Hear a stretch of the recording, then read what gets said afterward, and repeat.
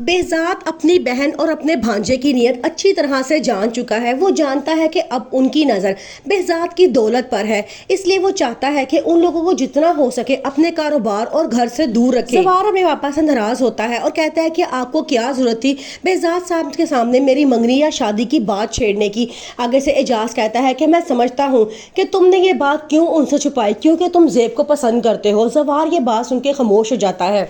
पारस की खाला पारस को फ़ोन करती हैं और कहती हैं क्या तुमने कभी ज़वार से शादी का जिक्र किया है या उसने कभी तुमसे अपनी पसंद का इजहार किया है। तो आगे से पारस कहती है नहीं।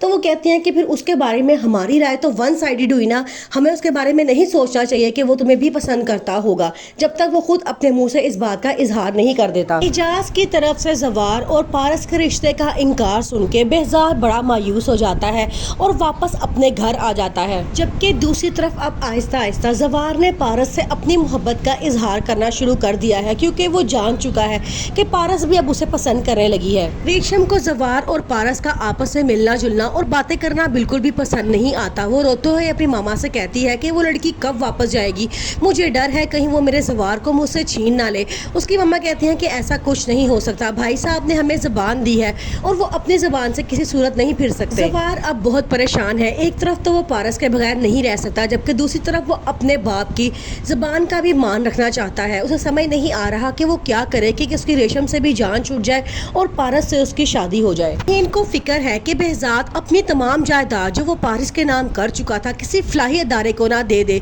इसलिए वो आफ्ताब से कहती है कि तुम अपने मामू के करीब से करीब रहो ताकि वो तुम पे एतमाद करके सब कुछ तुम्हारे नाम कर दें। पारस की खाला उसकी आंखों में ज़वार के लिए मोहब्बत देख के उससे पूछती है कहीं तुम ज़वार को पसंद तो नहीं करने लग गई।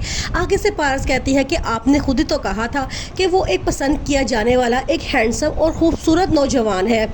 उनकी ये बात सुन के उसकी खाला बहुत खुश होती हैं और कहती हैं कि तुमने अपने लिए एक बेहतरीन इंसान का इंतखाब किया है।